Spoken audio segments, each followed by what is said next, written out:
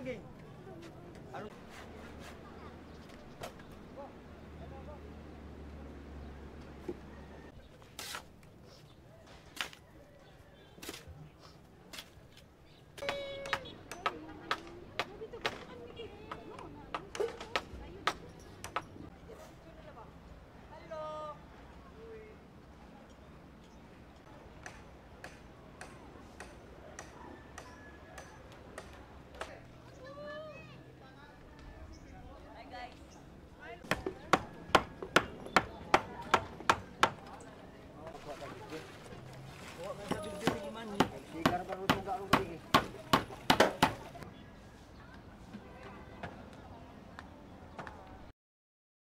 Pagbalik ko dito, lahat ng bahay dito, inabutan na ng tubig.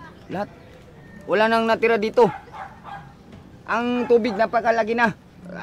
Parang dagat ng tubig. Lahat ng bahay na naanod na. Ano pong Napakasakit dahil wala nang matitirahan. Yung bagyo pa, naghihirap pa sa lahat ng yung walang tubig. Yung bigas, pagkakainin, naubos pa niya.